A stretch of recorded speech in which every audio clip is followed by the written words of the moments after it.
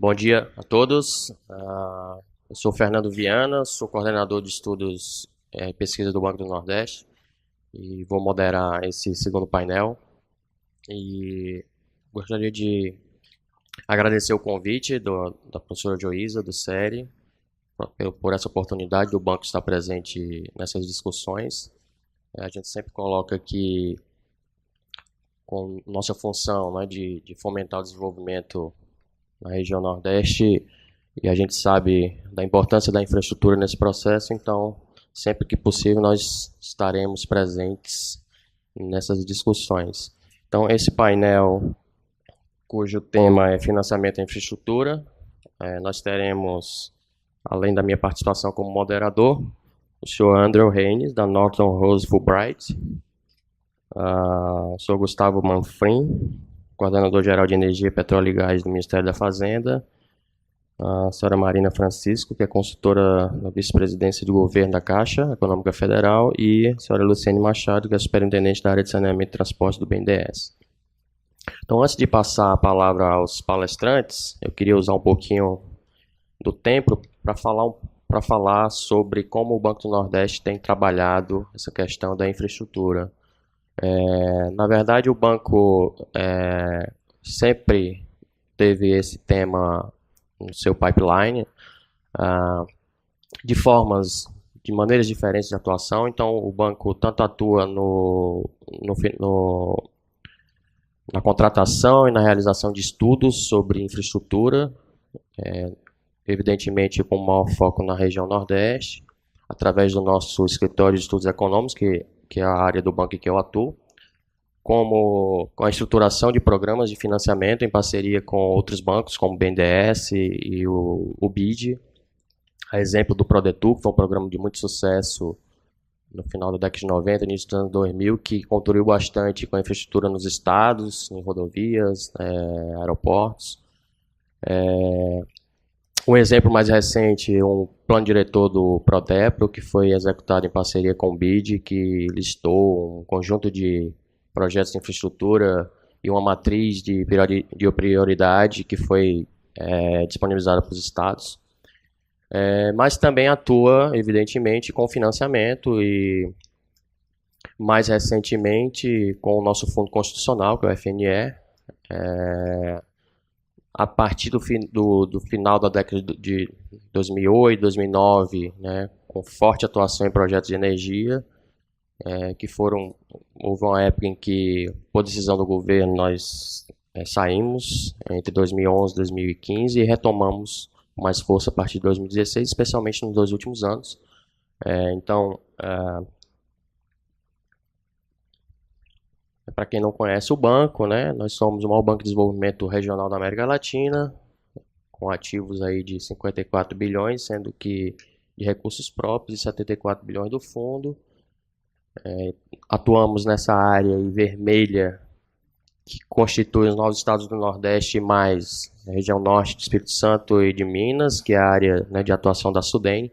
E aí a gente tem algumas características do nosso fundo constitucional que se tornam muito atrativas, né, para o financiamento de investimentos em diversos setores da economia, mas mais recentemente, até por oportunidade, né, disponibilidade de recurso e também pela questão da infraestrutura, né, já foi colocado aqui no primeiro painel, né, uma coisa que a gente percebe que cada vez está mais grave, vamos dizer assim, a situação e a necessidade de investimentos. Então, a gente tem atuado aí fortemente com o FNE, que desse ano a nossa disponibilidade orçamentária é 30 bilhões de reais e nós alocamos quase 50% desse valor, 14,5 bilhões, para investir em infraestrutura. E como principais atrativos aí, a gente pode financiar até 80% do investimento. E em caso de projeto de saneamento, isso pode ser até 90%.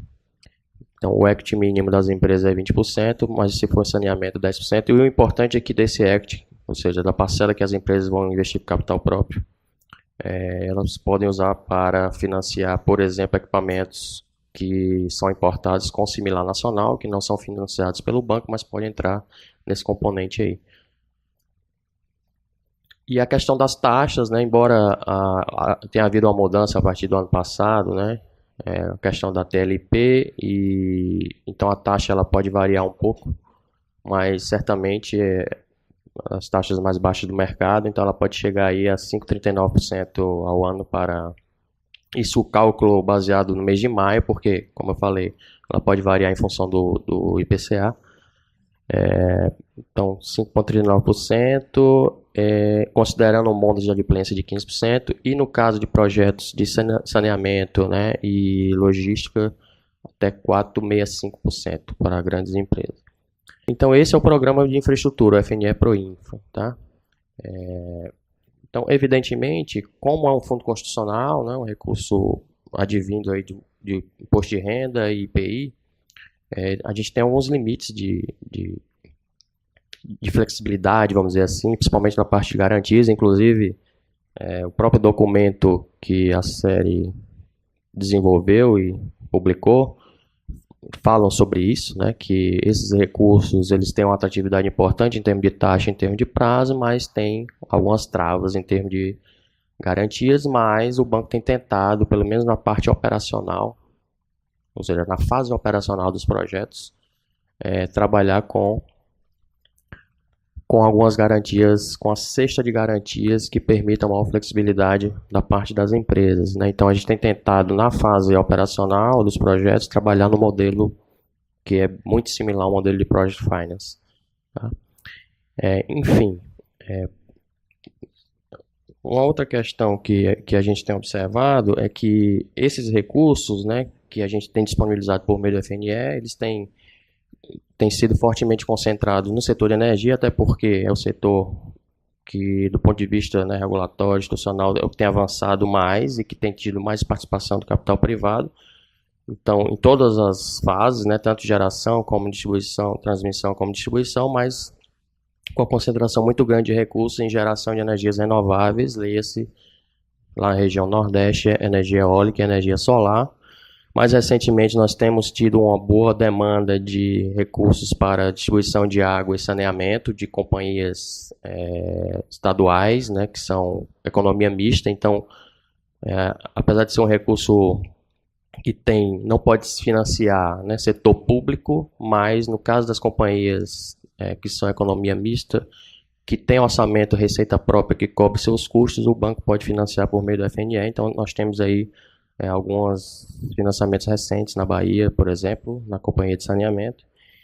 E o que a gente tem colocado aí como no nosso foco, né, em termos de captação de projetos, setor aeroportuário, né, que já foi citado recentemente, ano passado houve um leilão aí de 2 aeroportos no Nordeste, Fortaleza e Salvador. Então, já está em fase de tramitação o financiamento das 2 concessionárias, da ordem de 1,7 bilhão. A gente coloca também como perspectiva futura o setor portuário, né, com novos arrendamentos e concessões de terminais privados. O setor de gás, né, a gente já tem um financiamento no Maranhão, né, que é a exploração do gás e a térmica, usina termoelétrica da Eneva. E também nós vemos com boas perspectivas um reforço aí do setor elétrico. Uma questão que a gente coloca como limitação, né, e que a gente não vê no curto prazo, pelo menos, uma solução para isso é o setor de rodoviário e ferroviário, né? Porque o Nordeste, né, embora seja uma região que tenha tido um desenvolvimento mais importante aí nos últimos anos, né? Então, algumas áreas de infraestrutura, por exemplo, rodovias e ferrovias, que a região depende muito, por exemplo, transporte rodoviário, há uma menor atratividade, por exemplo, para a concessão dessas rodovias por conta de tráfego, enfim. Então a gente vai continuar, infelizmente, dependendo ainda bastante de orçamento público para investimentos em rodovias na região. Tá? Uma outra questão que a gente tem observado aí com cuidado, né? E aí o próprio BNDES presente à mesa pode falar um pouco sobre isso, se sentir à vontade, é que existe aí, né, uma perspectiva de privatização de algumas companhias de saneamento, né, água e esgoto, não só no Nordeste, mas no Brasil todo, né? Então a gente vê isso com cuidado, porque a gente sabe que foi mostrado aqui no primeiro painel, né, um gráfico que mostrava lá a cobertura, né, de gás, de internet, de água e esgoto no Brasil. E lá tinha mostrando que a cobertura de esgoto no Nordeste ela é muito baixa, né? Então, mesmo empresas públicas não têm conseguido atender a uma cobertura minimamente satisfatória e a gente coloca, bom, será que então...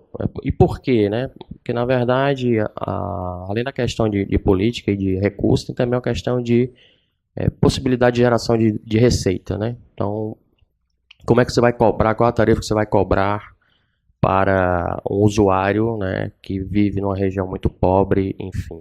Tá? Então, como isso vai ser colocado e como isso vai ser resolvido por meio de empresas privadas atuando nesse setor. Tá?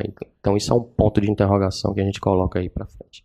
Bom, mas eu acho que eu já falei demais, então vamos dar oportunidade aqui aos participantes, aos palestrantes. Vamos começar com o senhor André Reis, e antes de ele começar a sua fala, eu queria colocar uma questão aqui, senhor André, que a gente sabe, né, e isso está muito claro, a importância, é importante que todos, né, que estejam interessados pelo esse tema tenham a oportunidade de ler o documento elaborado pelo SERE. Eu fiz o dever de casa e li aquilo que foi possível, né. Então, um ponto que é colocado lá muito claro, né, a necessidade de maior participação dos investidores privados nos investimentos em infraestrutura no Brasil, né? Existe um cenário que é propício a isso, né? Redução de taxa de juros básica da economia, né? Situação fiscal dos entes federativos, tanto nível federal como estaduais, né? Mas por outro lado, né, esses investidores eles precisam de um ambiente, né, regulatório, de garantias, e, enfim, estável, né, e que mostre um caminho que traga atratividade, né. Então, uma primeira colocação, né, que eu colocaria para o seu Andrew, né, como é que você vê quais são os gargalos, o que é necessário ser desenvolvido no Brasil, né, nesses termos, né, de estabilidade, de regras claras de resolução de controvérsias, né, para que haja uma maior atração de capital privado. Ok? Obrigado. 15 minutos, ok? Ok. Bom dia. Estou trabalhando aqui no Brasil com infraestrutura desde 2003. Eu trabalhei muitos anos na BG, que no passado era silenciosamente o maior investidor estrangeiro no Brasil, em qualquer setor, principalmente no setor da distribuição de gás, da Comgás, e como grande parceiro da Petrobras no offshore, na exploração e produção de petróleo do pré-sal. E acho que o Brasil tem todas as condições para atrair bem mais investimento, para desenvolver muita infraestrutura, com alguns ajustes, mas infelizmente ajustes que devem ser difíceis. O Brasil tem grandes vantagens para um investidor estrangeiro que quer investir na infraestrutura. É um país que é uma democracia, é um mercado grande que dá uma escala que atrai investidores. Não é um pequeno país como a Estônia, por exemplo, é um grande país com grandes oportunidades de desenvolver infraestrutura. Alguns investidores estrangeiros não entendem isso, mas o Brasil tem uma grande história de estabilidade jurídica. Se você olha durante 300, quase 400 anos, mesmo com vários tipos de governo, você tem rule of law, previsão de lei, a lei da propriedade que existe em qualquer tipo de governo. E, na verdade, nas empresas de petróleo, quando nós olhamos no nosso portfólio, todos os países no mundo, você vê que em termos de change of law risk, risco de mudança da lei ou da fiscalização, o Brasil é bem mais seguro que outros países, incluindo os Estados Unidos, Reino Unido, Espanha.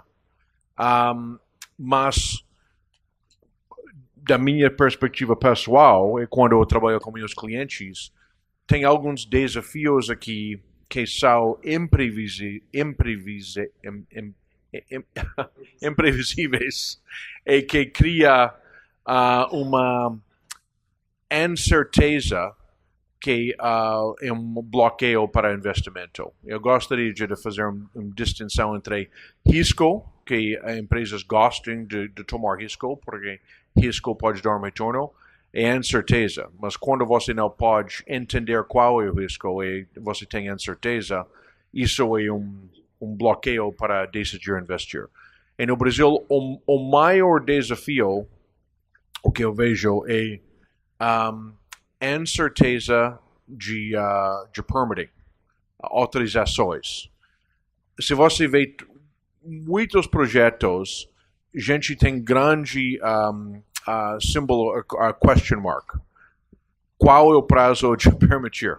Estou trabalhando com pessoas fazendo LNG regas terminais de regasificação do GNL, termoelétricas, que querem construir gasodutos, que querem expandir gasodutos, que têm interesse a investir em vários tipos de portos. E todo mundo não sabe quando ou se no fim eles vão conseguir obter as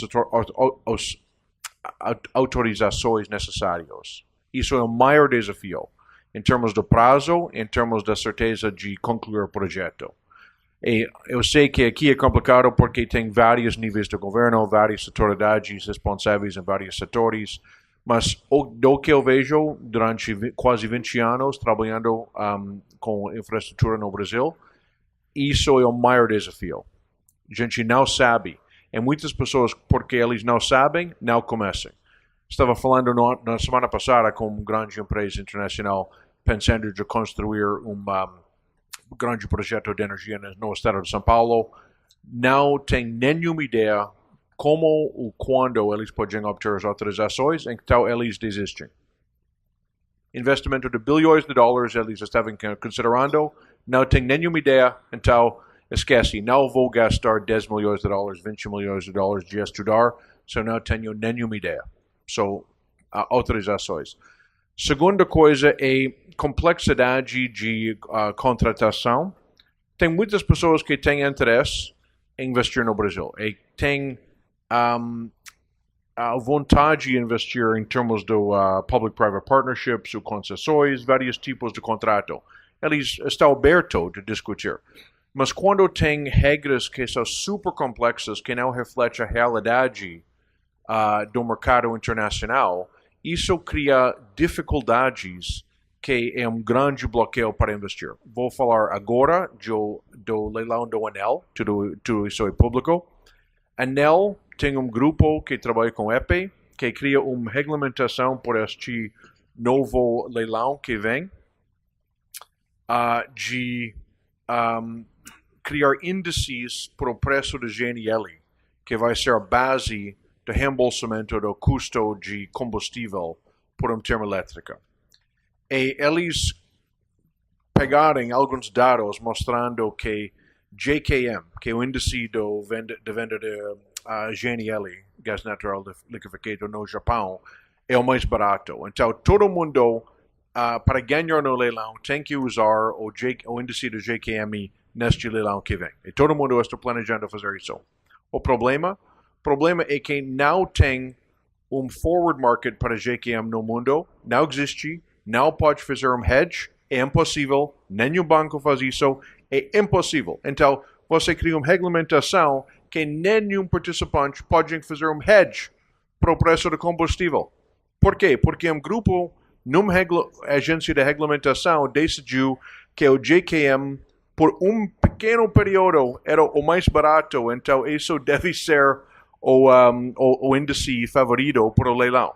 Então, todo mundo está pensando se eles podem participar no leilão, oferecendo combustível ou não, porque é impossível obter um hedge. Não existe no mundo. Então, não sei porquê. Bom, talvez eu sei porquê. Eu estava falando com o FGV há alguns anos, mas tem uma falta de comunicação entre os agentes de regulamentação e o mercado que cria sistemas, leilões, regulamentação, contratos que não refletem o mundo real comercial. Com pequenos ajustes, com um pequeno mais diálogo, com uma flexibilidade, pode criar este meshing, pode criar uma harmonização e permitir bem mais investimento. Depois de 15 anos e 20 anos pensando nisso, isso são minhas duas ideias, mas eu tenho absolutamente certeza que tem muitos investidores que têm interesse no Brasil por causa da escala, oportunidades de investir pelo longo prazo, e tem grande flexibilidade para entrar no sistema do Brasil com um pouquinho mais certeza de contratação e autorizações.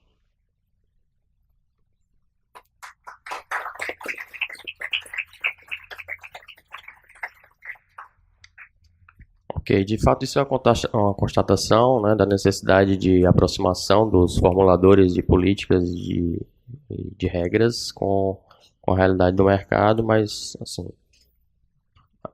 como foi falado no primeiro painel, em algumas situações, né, recentes, isso tem melhorado, vamos dizer assim, esse cenário, né, especificamente aí no setor elétrico e nas últimas concessões aí de aeroportos.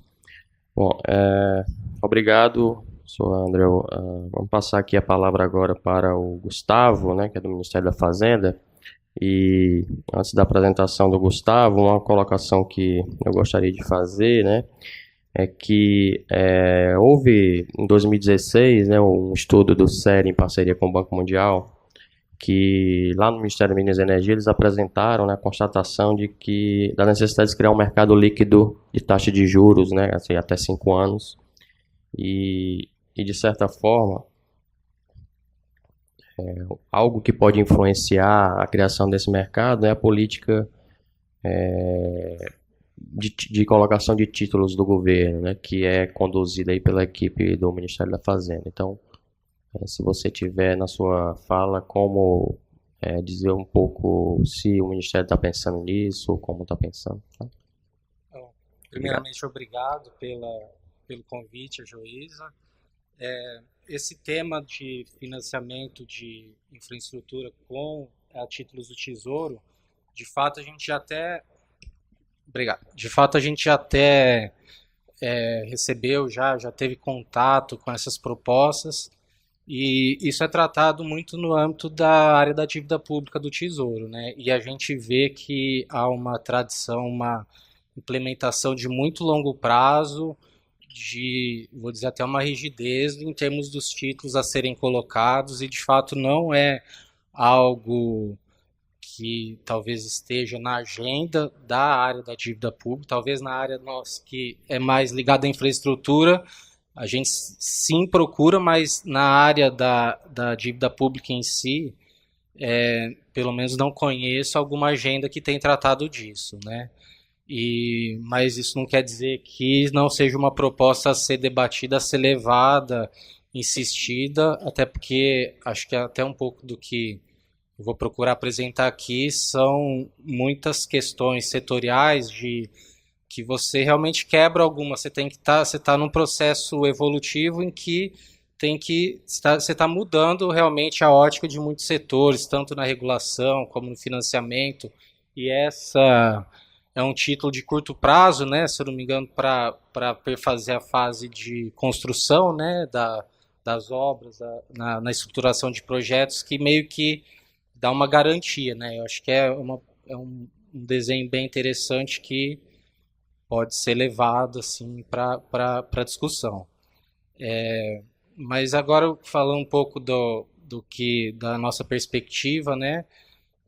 Como foi dito, inclusive as palestras muito enriquecedoras na primeira parte, inclusive pedi reserva aos outros convidados e enaltecer a palestra do Dr. Gelson Kelman, né, que uma grande experiência para a gente, um grande aprendizado, de fato.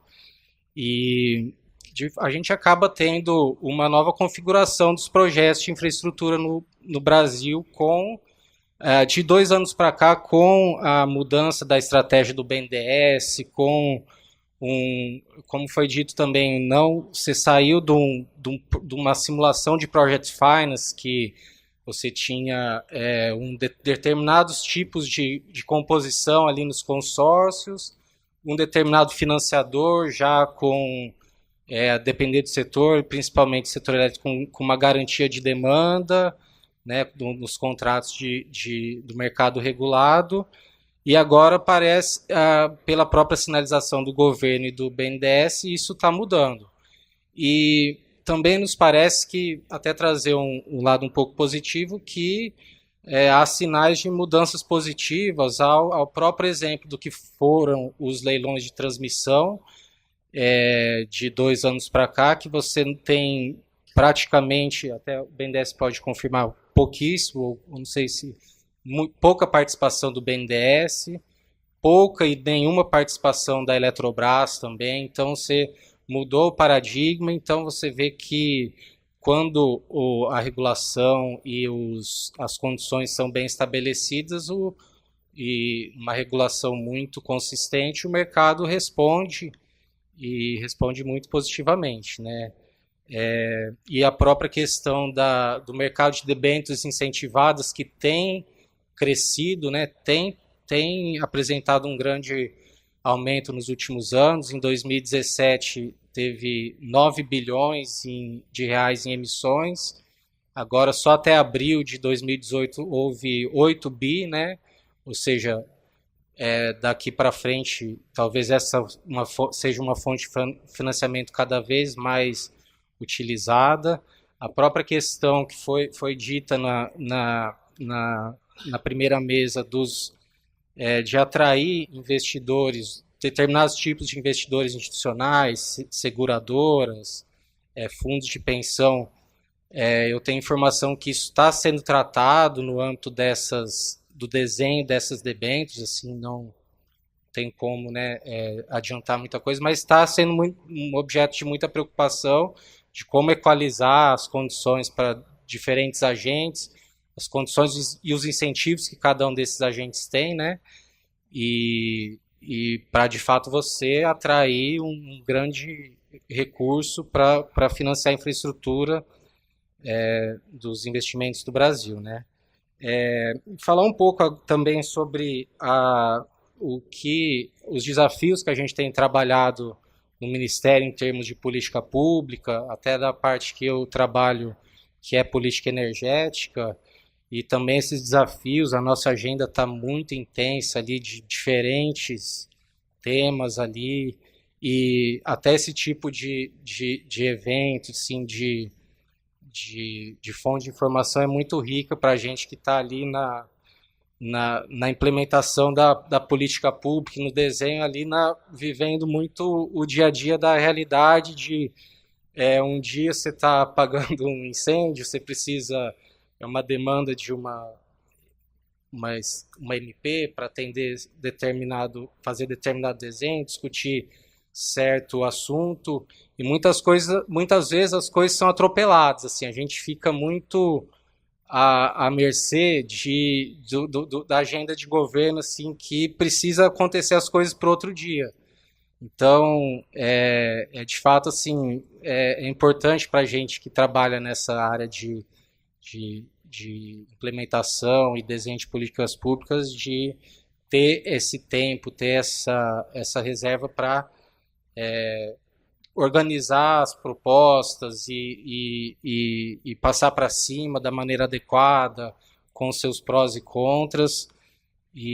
Mas, de fato, às vezes a agenda acaba nos atropelando, porque você tem questões de prazo de congresso, tem questões de TCU, que a gente, de fato, até pegando a fala do Paul, desejavelmente a gente poderia estar de uma maneira olhando mais a médio, longo prazo, mas você acaba tendo essas questões muito acontecendo ali no nosso dia a dia, que, enfim, você está discutindo vários temas. Um dia é contrato de cessão onerosa, conteúdo local, aí Eletrobras e tudo assim muito chegando para a gente. Então a gente acaba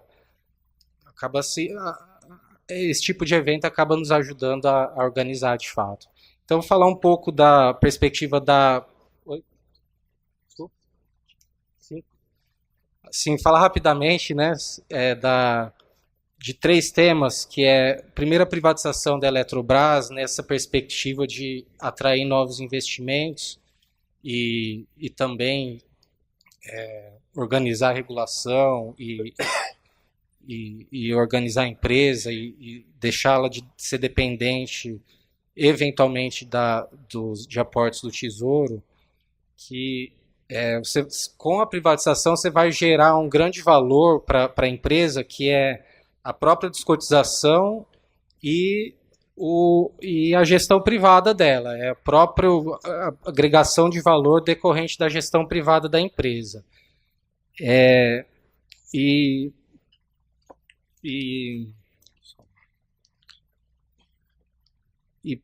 aí sim ela vai conseguir retomar os seus investimentos de forma expressiva, para ela ter uma capitalização. É um modelo que já é pensado para isso, para atrair investimentos. Queria até dizer que está sendo pensado até uma coisa que se relaciona com a transposição, com as obras da revitalização de São Francisco, que aí você tem um modelo de ganho mútuo, né, tanto para o usuário da água quanto para as usinas geradoras, que é a direcionamento de uma parte dos recursos da outorga para essa revitalização. E no PL que consta no Congresso, você tem a previsão de uma gestão privada, por um fundo privado que vai procurar atender as melhores práticas do setor. Hoje a gestão é da Codevasf, mas nada amarra isso no futuro, no curto, médio prazo, de você ter novos modelos de negócio. Inclusive no substituto, na apresentação do substituto do relator deputado Aleluia, ele coloca um direcionamento de uma parte da energia de alguma das usinas, da privatização, para ser alocada na gestão da transposição. E isso, de fato, assim, no modelo que faça sentido, que atrai os corretos incentivos, ele pode ser algo que incentive investimentos privados e uma operação eficiente do Rio. Então, é lógico que é algo que está muito genérico, assim, mas existe, eu acho, na minha opinião, a abertura para se discutir uma gestão, novos investimentos e a operação das águas do Rio de modo eficiente. Na questão do PL do setor elétrico, a gente coloca esse novo paradigma mesmo que está sendo colocado em relação à financiabilidade do setor, dos novos projetos de expansão, que você vai deixar de depender de um modelo que é pautado na expansão pelo mercado regulado e pelo BNDES, e vai ter agora projetos com separação de lastro e energia, e aí se coloca um desafio, de fato, para o financiamento. É muito interessante que foi colocado de que tem que ter uma transição mesmo, porque como vai ser formado esse preço do mercado de energia? Os agentes também precisam entender como é isso, como é calculado o lastro, mas, de fato, você pode até ir para um modelo de até diferentes tipos de projeto. Em vez de projetos grandes, estruturantes, concentrados, você pode ter muitos projetos menores, justamente para adequar a questão da financiabilidade e dos contratos de energia que não serão mais de longo prazo e com garantia no mercado regulado. Por enquanto, obrigado. Ok. Obrigado, Guilherme. Desculpa o controle, mas é que nós começamos atrasados. Só um ponto com relação pega um pouco da fala do Gustavo e também do que o Zé Guilherme falou, né, com relação ao financiamento de projetos de energia. De fato, a gente tinha um cenário em que esses projetos que são baseados em contratos advindos de leilões, né, do ponto de vista do financiador, é muito mais tranquilo, né, por conta da estrutura de garantias lastreada nos recebíveis.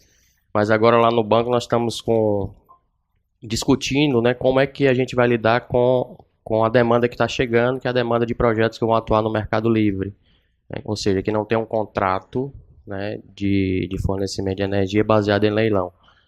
De fato, a gente precisa pensar muito sobre a avaliação dos riscos, né, e como fazer a mitigação desses riscos. Vamos então para a nossa próxima palestrante, né, que é a Marina, da Caixa.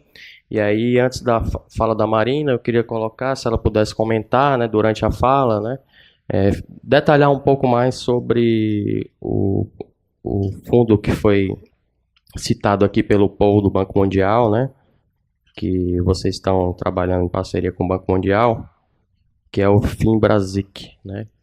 Se você pudesse detalhar mais um pouco como é que está avançando e qual o papel que esse fundo vai ter, né, para o futuro do financiamento de projetos de infraestrutura.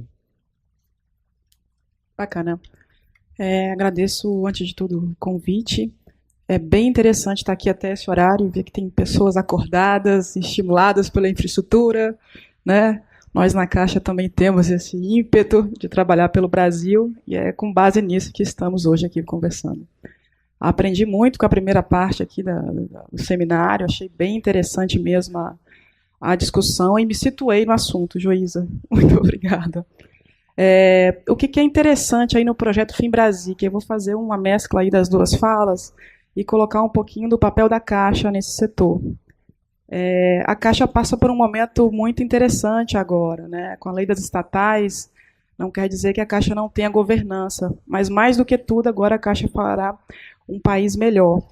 Nós estamos agora imbuídos por um espírito de que a Caixa tem que ter sustentabilidade econômica e financeira.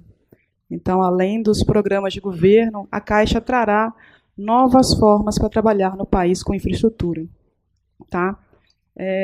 E qual que é a ideia disso? Eu vi bem bacana aqui o estudo da FGV sobre a atuação da Caixa com o Fundo de Garantia. Nós temos uma carteira muito relevante, sim, do Fundo de Garantia, mas a Caixa hoje já trabalha com outras fontes de recurso. E fizemos isso justamente da experiência que nós tivemos com outros financiamentos e outros momentos, enfim, desde a época que a Caixa absorveu o BNH. Então, a Caixa tem dentro dela papéis e pessoas que participam da infraestrutura no país desde a década de 70. E é muito bacana hoje ver aqui na plateia pessoas de várias idades e compor com isso, cada um contribuindo para uma nova forma de emprestar. O que nós criamos lá na Caixa? Tem um produto chamado Finisa, é o financiamento para infraestrutura e saneamento. A ideia é criar um padrão da Caixa para financiar a infraestrutura no Brasil. E todas as fontes de recurso que serão captadas pelo banco, dentro da vice-presidência de governo, que hoje eu represento, serão incluídas e atribuídas a esse segmento. Tá? O bacana do Finisa é que ele permitiu não só captar recurso aqui dentro do país, então a gente faz captação para os colegas aqui de banco, a gente faz captação no mercado, então aí a curto prazo, e fazemos também captação com recursos de organismos multilaterais de crédito. E aí, o que é o bacana de fazer a ligação aqui? Quando a gente está falando de concessão em PPP, a gente fala muito de alocação de risco. Mas, para o banco, a alocação de risco significa alocação de capital. E capital significa custo do recurso. E para o usuário do serviço público, significa tarifa. Então, a gente tem que fazer isso tudo se conversar.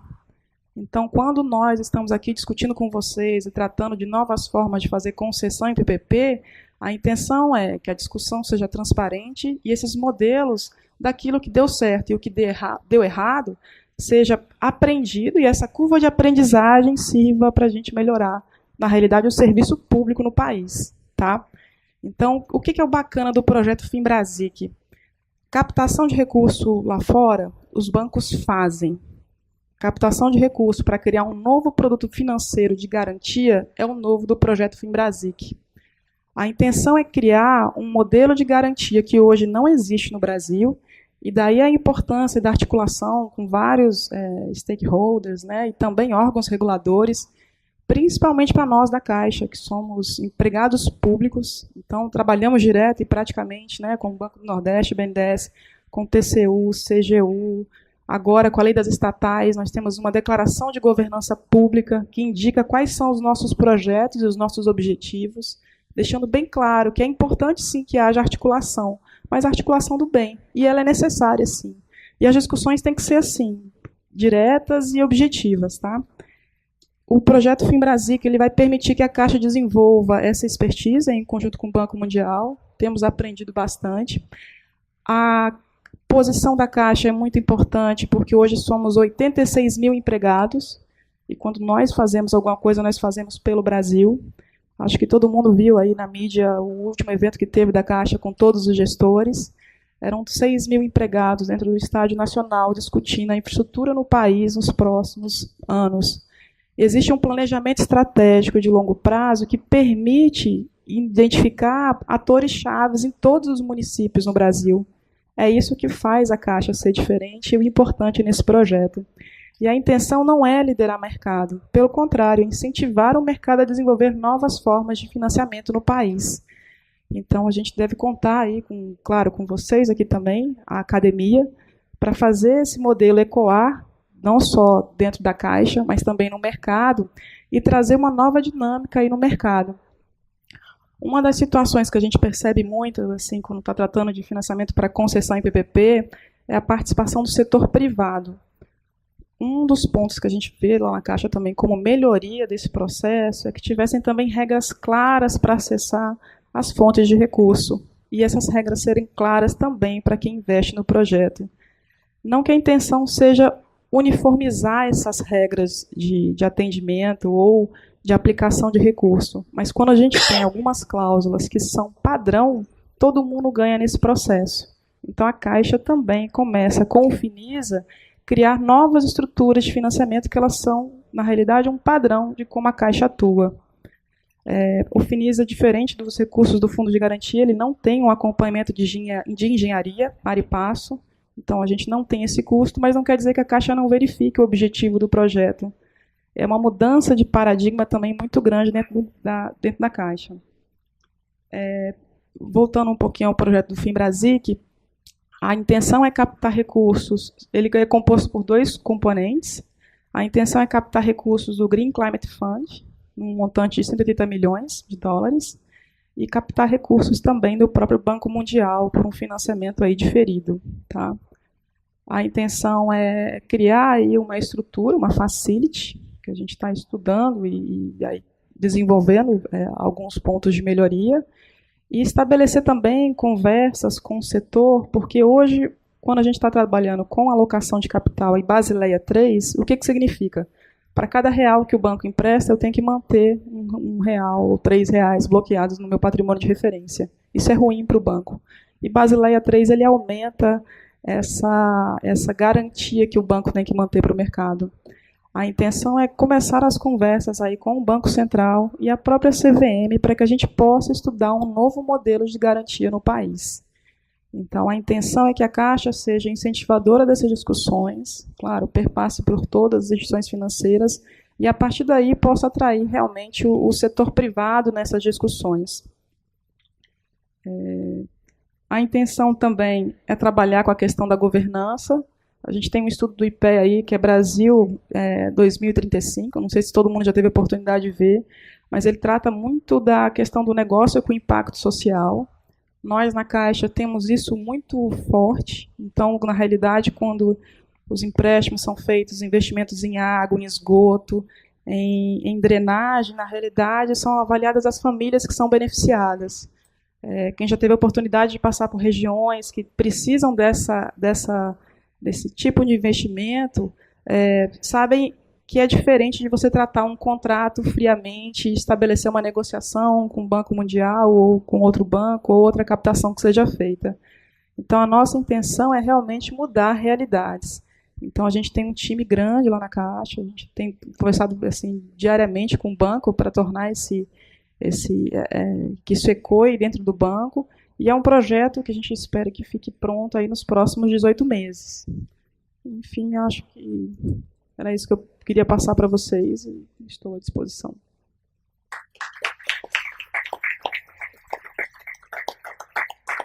Muito obrigado, Marina, pelas palavras.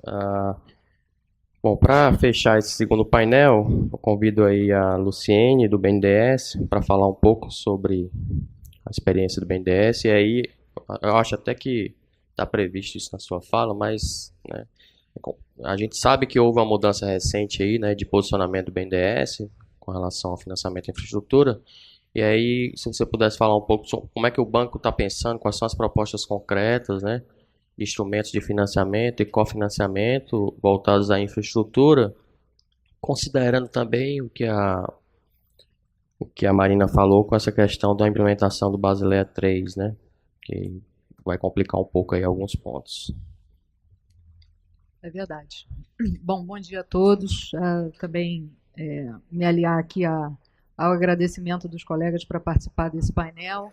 Dizer que é uma felicidade para o BNDES estar aqui na Fundação mais uma vez.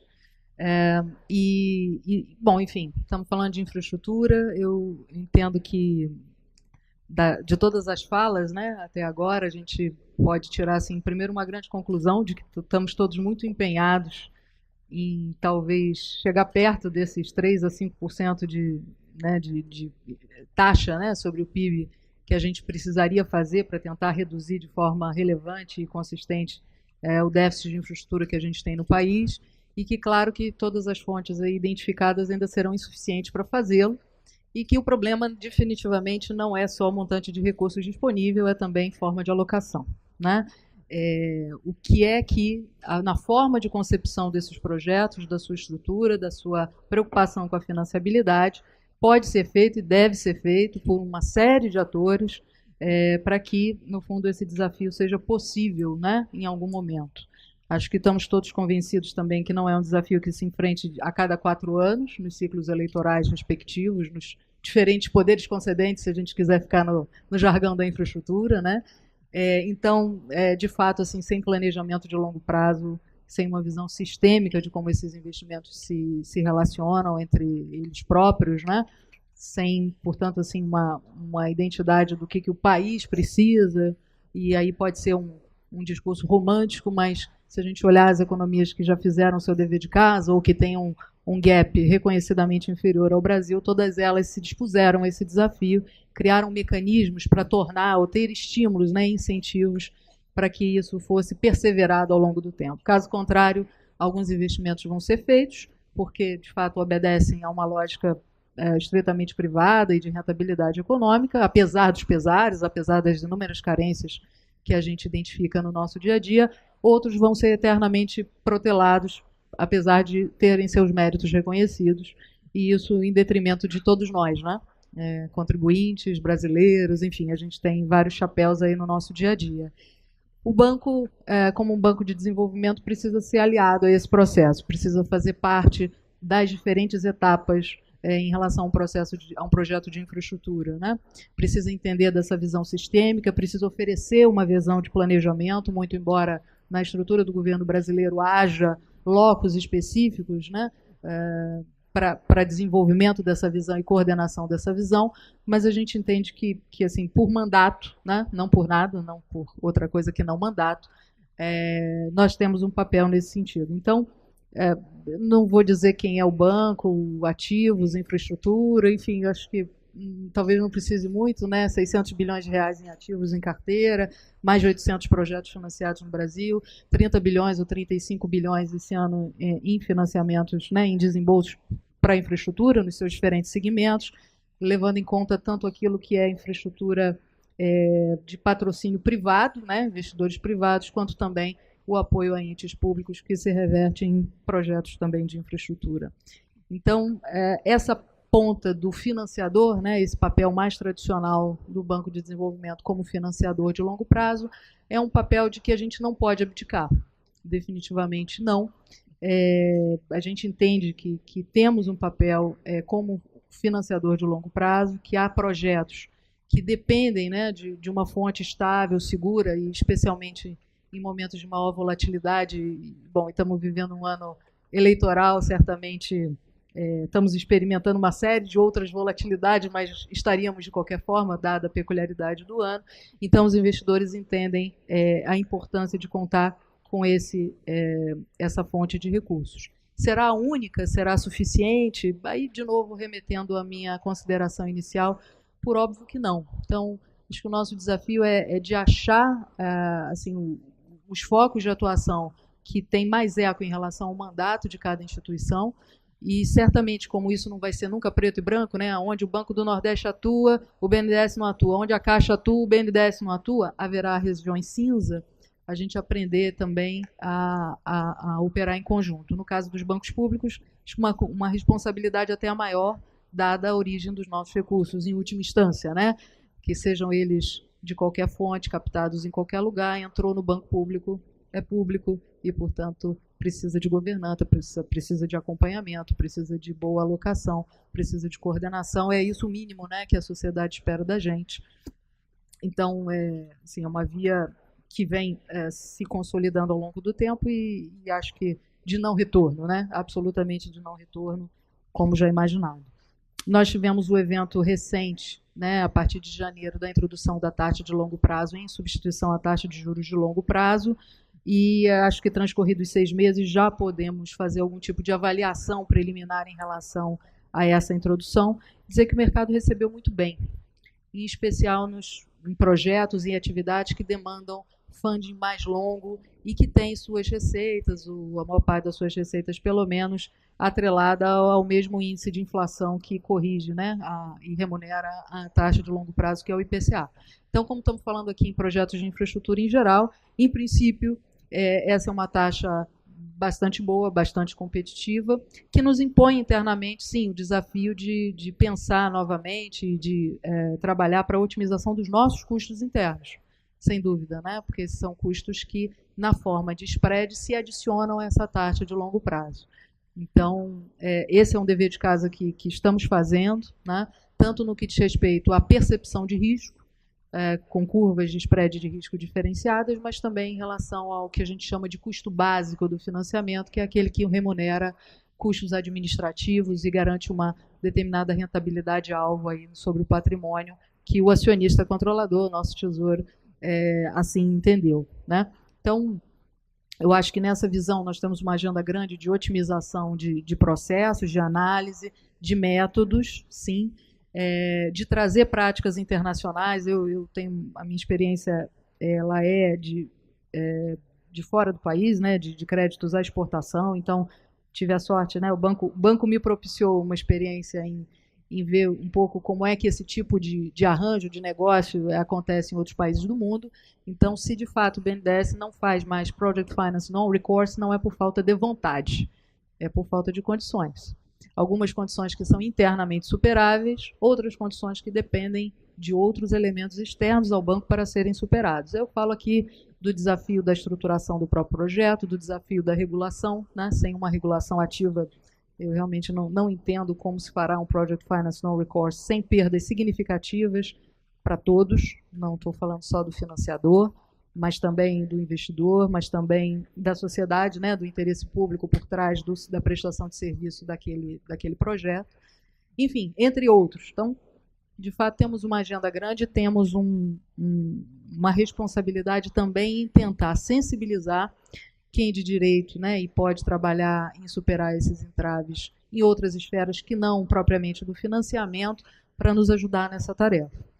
Além do que seria, né, o provedor de funding de longo prazo, queria falar de 2 coisas rápidas, até para ir ao encontro das questões feitas, né?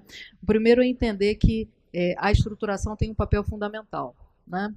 Nós vivemos, é verdade, um passado recente em que a estruturação, vamos dizer, não foi dada ou devida atenção a essa etapa. Ela foi feita, em alguns casos, sempre relativizando, né? Que às vezes a gente também fica aqui falando de infraestrutura como se fosse uma coisa só, e definitivamente, né, nem os setores nem os projetos são iguais uns aos outros. Então, as generalizações, elas são extremamente perigosas. mas fato é que a estruturação, a etapa de estruturação foi dado talvez menos importância, se gastou menos recursos e tempo, se envolveu, talvez não se tenha envolvido as pessoas com a expertise necessária para assim atuar, e também, talvez em conjunto, né, a motivação da estruturação não tinha por fim único a prestação do serviço e o interesse público no longo prazo, mas também a remuneração mais imediata, curto-prazista, por exemplo, na fase de construção. Bom, estamos aí falando de experiências vividas que precisam não ser repetidas, né, no mínimo, né?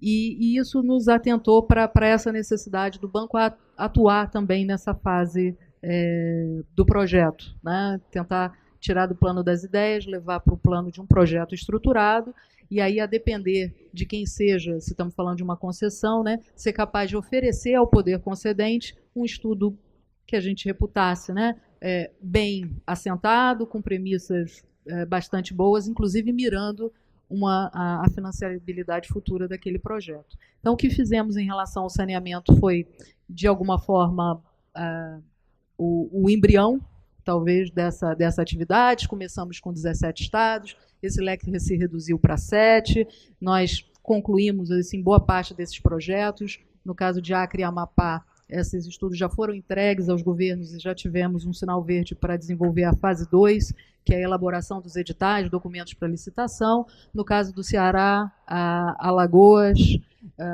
e talvez Pernambuco, nós temos estudos elaborados e submetidos já aos governos dos estados para definição se aquele é o caminho, ou dado o conjunto de cenários que o estudo trouxe, qual seria o cenário desejável, né, para uma participação privada interessante e que maximizasse ali o conjunto de regiões e de pessoas, no fundo, né, atendidas. E estamos trabalhando, todos sabem também, né, na contratação aí dos estudos para privatização da SEDAI, é um trabalho de mais longo prazo. Então, eu citei um pouquinho em mais detalhes esse caso em específico do saneamento em razão da pergunta, mas também para dizer que esperem o BNDES atuando em outros setores com esse chapéu de forma mais frequente. A gente entende que uma parte do lucro do banco tem que ir para esse tipo de atividade, né? O banco se remunera nesse tipo de atividade com uma base de taxa de sucesso, ou seja, aquilo que de fato é levado a leilão ressarce custos relacionados à elaboração desses estudos, mas é claro que a gente entende que uma parte não vai prosperar e isso tem que ser absorvido. A gente entende que é uma parte do mandato a que eu me referi anteriormente. E talvez terceira via, para complementar o tripé ali, né, funding de longo prazo, estruturador de projetos, a gente teria o pé indutor do mercado de capitais, indutor de terceiras fontes, vamos dizer assim, né, que é uma via que se torna cada vez mais relevante. A gente entende também que as condições macroeconômicas mais recentes propiciam essa inserção, embora a gente precise reconhecer que há uma série de gargalos a serem suplantados e que a maior parte deles não tem nada a ver com o fato de ter o BNDES financiando 80%, 90% ou 100% do projeto, né? Tem a ver com outros impeditivos, outras limitações, riscos percebidos, e a indução, a nosso ver, ela deveria se dar identificando esses riscos e tentando endereçar esses riscos. Deixa eu pegar um caso, então, concreto. Foi me pedido aqui um caso concreto, né? Primeiro, investimentos pequenos em determinados projetos, muito pulverizados. Isso não faz muito sentido, é a demanda legítima, né? Não faz muito sentido operar diretamente, ou seja, submeter aquele empreendedor e todos os atores relevantes no âmbito da estruturação daquele projeto ao rito de concessão de recursos públicos no Brasil, que tem sua burocracia associada, né? E tem todos os us associados também, posteriormente relacionados à fiscalização e acompanhamento desses recursos. Pois bem, talvez então faça sentido para uma classe ou um conjunto de determinados projetos com determinado ticket, o BNDES participar de forma indireta via cotista de um determinado fundo, né? Então, mais recentemente, nosso presidente Diogo Oliveira anunciou, né, cerca de 5 bilhões de reais para um programa de subscrição em cotas de fundos FDIC de infraestrutura, um pouco com esse objetivo, com esse conceito por trás, de que haverá gestores que estarão montando, se a gente tiver, claro, que todas as outros obstáculos superados, né? Mas havendo projetos interessantes, bancáveis, haverá interesse por parte de determinados gestores em formar fundos para aplicação nesses projetos, e fica mais fácil compor esse montante de recursos, fechar, no fundo, a alocação desses fundos, se a gente tiver bancos de desenvolvimento e multilaterais envolvidos. Bom, então, o BNDES pretende dar a sua cota nesse sentido. De novo, bala de prata não existe. Esse não é um elemento que vai resolver, né, integralmente a questão da infraestrutura, mas se a gente consensar que talvez não haja um único elemento capaz de fazer a mágica, essa é uma contribuição válida. Outra contribuição válida: bancos estão sujeitos a regras cada vez mais restritivas em relação à sua regulação basileia, né? O BNDES sofre, na verdade, é demandado do BNDES o mesmo cumprimento ao mesmo conjunto de regras, então nós entendemos muito bem da natureza das restrições ou das preocupações em relação à alocação de capital que os bancos sofrem, porque no Brasil, um banco de desenvolvimento ele precisa atender a mesma sorte de regras. Então, hoje não temos preocupações em relação ao nosso índice de Basileia, somos uma instituição assim, muito saudável, com um default muito baixo, mas é claro que essa é uma preocupação constante, né? Até por isso chegamos a esse momento também dessa forma. E se os bancos têm essa preocupação, tem uma preocupação em relação a quão onerosa é a alocação de funding em longo prazo, e, bom, a infraestrutura vai precisar de funding de longo prazo, caso contrário aparece o famoso risco de refinanciamento após um determinado momento, em que talvez fontes privadas de recursos tenham mais dificuldade de se inserir.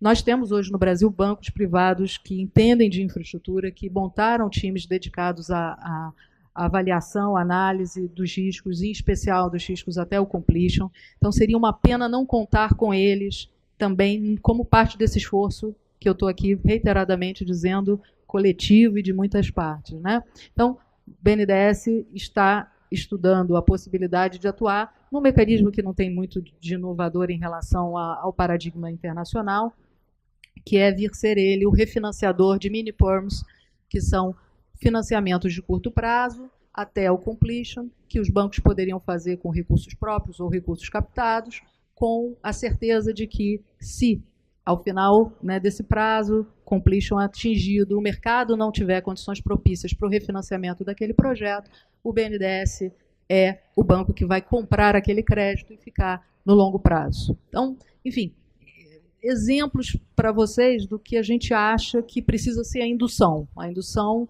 ela significa, em geral, perceber um risco, tentar mitigar esse risco ou compartilhar esse risco e esperar que, fazendo isso, você tenha mais interessados, novos interessados ou interessados em se expor mais em função do ente público participar dessa forma.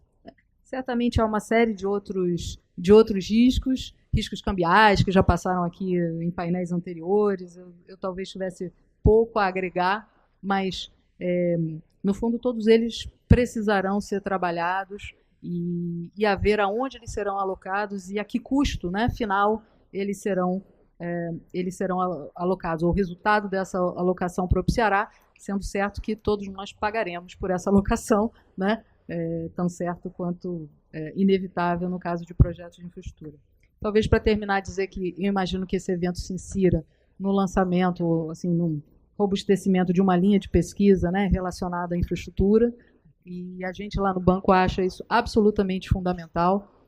Nós temos alguns debates internos, externos, com o governo de diferentes ordens, que podem ser, se não mediados, mas pelo menos podem usufruir muito de uma opinião, a gente fala academia, mas enfim, de especialistas, de visões aprofundadas e não de diagnósticos muitas vezes simplificados, que às vezes, por serem os únicos disponíveis, são os que acabam orientando determinados tomadores de decisão. Então, o fato dessa casa querer se dedicar em mais profundidade e com mais persistência a esse tipo de identificação, diagnóstico e proposição de ideias para mitigação é uma coisa que a gente queria saudar e dizer que podem contar conosco também nesse campo da troca de ideias e de percepções. A gente acha isso absolutamente essencial. Obrigada.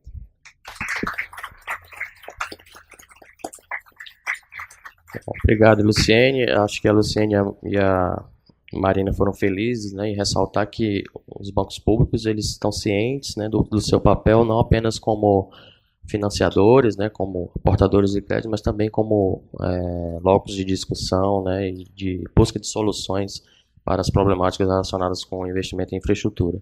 O André pediu a palavra, vou conceder 5 minutinhos. Só para mencionar, no mercado, então, nós falamos hoje, por bons razões, muito das instituições públicas, mas vale a pena lembrar que, alguns meses atrás, pela primeira vez que eu conheço, mais que 15 anos, talvez de 20 anos, foi Project Finance por grande projeto completado aqui no Brasil, sem envolvimento do banco público. O CELSI, o novo projeto termoelétrico na Sergipe, que tem como sponsors Exxon, Golar, o e-Brasil e outros sponsors do setor elétrico. E tem muito envolvimento de bancos internacionais, bancos privados aqui no Brasil, mas sem envolvimento do BNDES ou qualquer instituição pública no Brasil, que eu acho sinal da maturidade no mercado, que projetos que são fortes podem obter financiamento e o BNDES e a Caixa e outras instituições podem ajudar outros projetos que precisam o apoio das instituições públicas. Mas isso é bom sinal, mesmo no meio de toda essa confusão nesses dias, que pode fazer project financing com o setor privado aqui no Brasil, como aconteceu recentemente em Sergipe. Bom, eu acho que a gente tem um tempinho aí para 2 perguntas, no máximo, curtas. Tá? Joísa. E aí, infelizmente, os demais, se quiserem fazer por escrito, para uma resposta posterior, tá?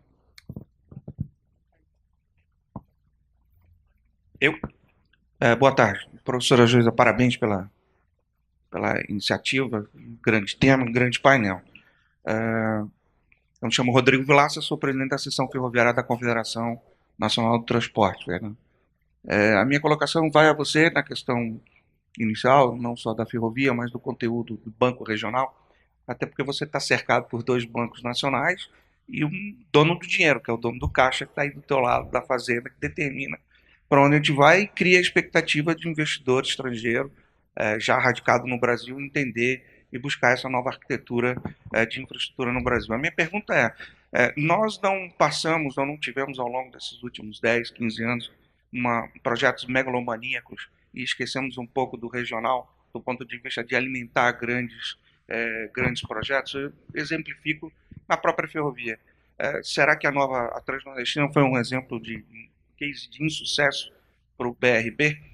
Será que nós não aproveitamos para criar polos ao longo da via, desses 1.700 quilômetros que ela deve construir, e gerar oportunidade para centros de logística, de armazenagem, de pátios, de equipamentos de rendering, como são nos portos de Suape e Pecém? Será que não erramos na questão da mobilidade urbana, de projetos regionais, seja ele pela via pública, do poder público ou privado, onde nós poderíamos ter VLTs espalhados numa região pobre como a do Nordeste, ou menos favorecida, mas que tem um turismo interessantíssimo e carente de transporte público como a gente precisa? Será que o BNDES, com essa visão nacional muito bem exposta, pela sua fala, poderia ver isso, que era até uma nova determinação do antigo presidente de projetos menores que pudessem se somar a outros, como a gente vê numa autoridade metropolitana que existe em Londres, que existe em Paris, que existe em grandes cidades mundo afora, que concebe o conceito e realiza o conceito de mobilidade, de carga de pessoas de uma maneira mais distribuída. Dentro dessa linha que eu fico até feliz, o Marcos Ferrari consiga fazer como ele criou, o banco criou, aliás, o TPC, o Guia de Transporte Público lá, um estudo realizado com vocês. não é essa linha que está faltando do ponto de vista de que nós possamos ter um maior cuidado em pequenos ou médios projetos e apostar nisso. Um exemplo também na área de aeroportos, será que Jericoacoara ou Maragogi, em Alagoas, não teria melhor capacidade para ter investimento e recurso dos bancos regionais com os nacionais para o desenvolvimento de micro-regiões? Não seria melhor do que a gente ter um trem de alta velocidade de 350 km, um trem de alta velocidade de São Paulo-Rio, e não se realizar, em vez de termos um de 150 km por hora? Esse meu questionamento, que essa infraestrutura, como a doutora Marina falou, que sabe, daqui a 18 meses a gente espera, quer dizer, desde 1970 a gente pensa em infraestrutura do governo militar que nós tivemos, e nós passamos 48 anos e ainda vamos pensar numa nova modelagem, num mundo moderno, globalizado, rápido, efetivo, como a gente tem hoje. Fica esse questionamento para vocês da mesa. Os projetos regionais, eles não criam a cultura de fazer bem feito num país tão grande como o nosso? Bom, eu vou tentar responder aqui minimamente, né? Mas antes eu queria colher mais uma pergunta, que aí a gente já responde as duas de uma vez. Bom, meu nome é Bruno, eu trabalho na BR Max, empresa de inteligência de mercado. Bom, eu ouvindo o senhor Andrew Reines falando sobre risco versus incerteza, o senhor Paul Prossi falando do TCU, eu me lembrei que, bom, a gente teve há poucos meses atrás a 15ª rodada da Agência Nacional de Petróleo, e no dia do leilão, de repente, as duas áreas, dois blocos que eram mais rentáveis, mais procurados pelos investidores, o TCU botou para escanteio. E, bom, empresas, principalmente as grandes majors de petróleo, elas investem, elas procuram, elas pesquisam, elas gastam dinheiro para fazer o seu tipo de investimento, para saber o que está acontecendo. E, de repente esse investimento saiu da pauta. Lembrei também que a Total teve um problema na bacia de Foz do Iguaçu com o IBAMA, que até agora ela levou o bloco, mas até agora ela não conseguiu investir por problemas com o IBAMA. Bom,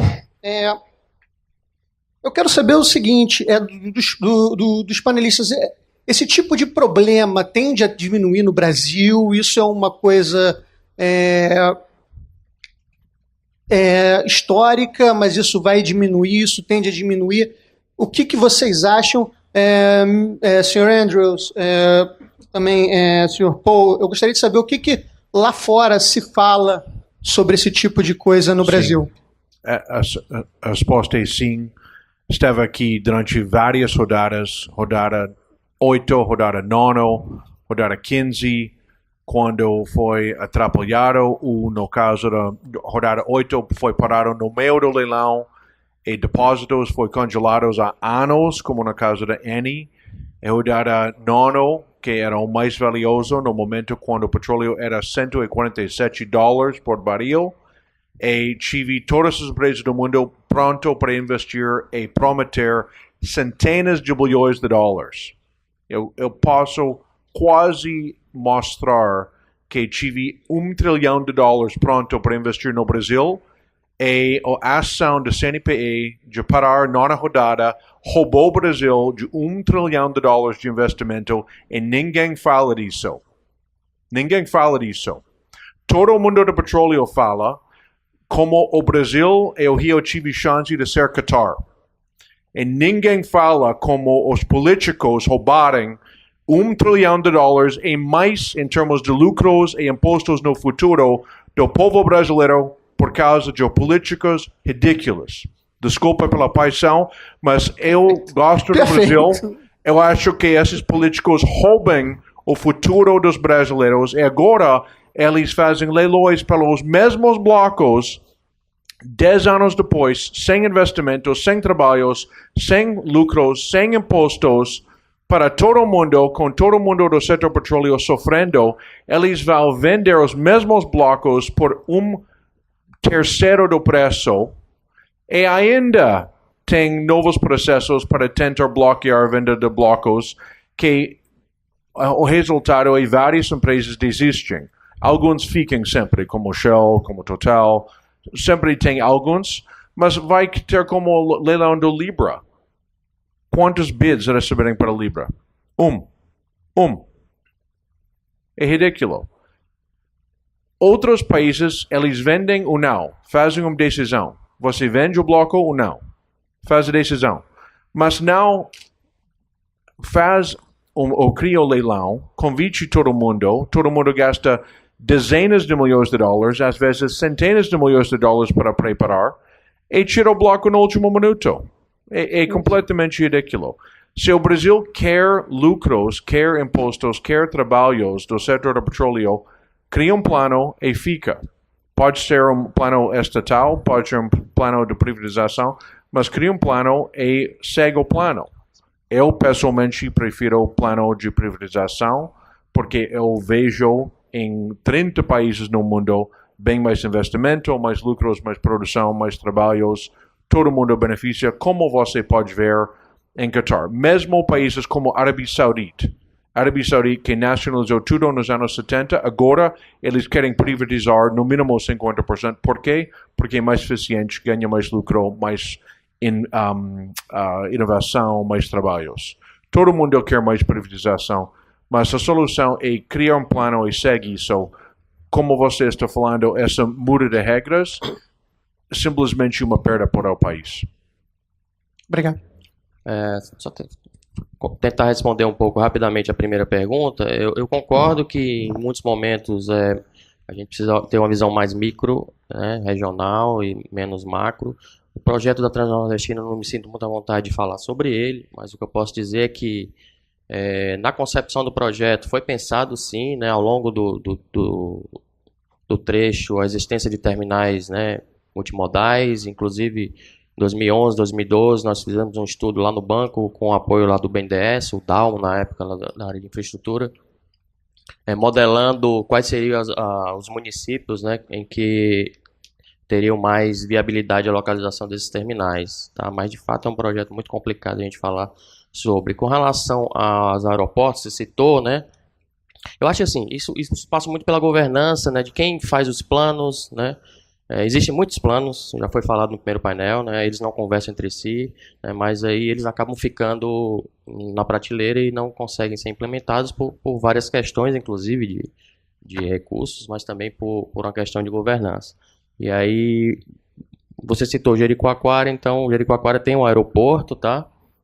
Tem voos regulares da Gol e da Azul, mas é uma iniciativa do governo do Ceará, quer dizer, o governo do Ceará é o gestor do aeroporto. Provavelmente no futuro ele entre na carteira de projetos que está sendo elaborada lá de privatização. Ok?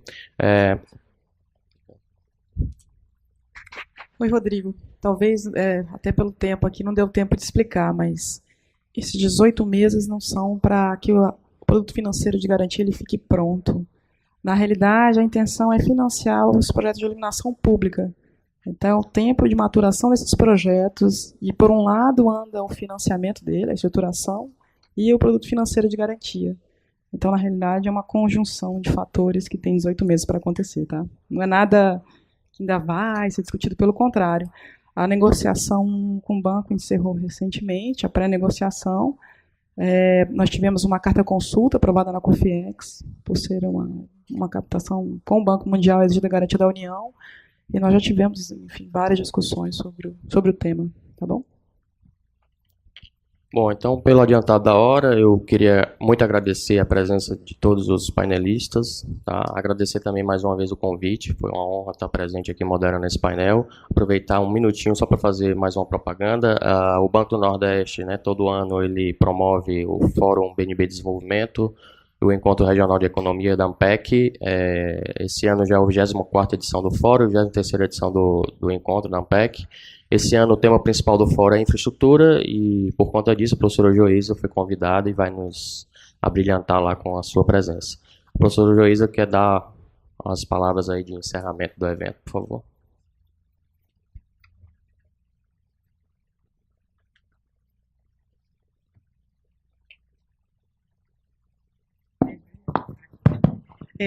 Só agradecer e também uma pena que a gente até não teve mais tempo, talvez até para o Andrew no futuro fazer reflexões sobre o que mudou, né, esse cenário dos últimos 2 anos. Nós estamos falando aqui de uma nova arquitetura, e é uma nova arquitetura porque até, usando um pouco as palavras da Luciene, né, a questão dos desafios para o Project Finance Non-Recourse, né, eles estão múltiplos, né, estão ligados a uma regulação, e é uma regulação que não é setorial apenas, é uma regulação um pouco de os desafios relacionados à regulação prudencial, à regulação de seguros.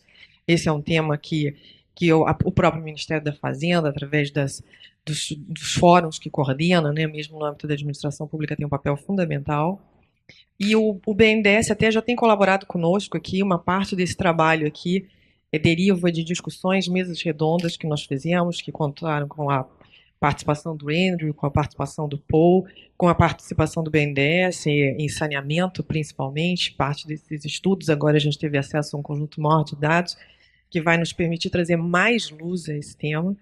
É um desafio, e nós entendemos que esse processo é um processo contínuo, e convido vocês todos a manter um diálogo até para nos dizer o seguinte, para nos ajudar a iluminar com relação aos próximos passos, para que a gente consiga entender como contribuir para desenvolver essa nova arquitetura capaz de viabilizar investimentos em infraestrutura, com a ótica, como diz o Paul, né, a ótica de provisão de serviços, objetivo último, a provisão de serviços, e no meio do caminho garantir o retorno adequado para o investimento, para o investidor. Muito obrigada.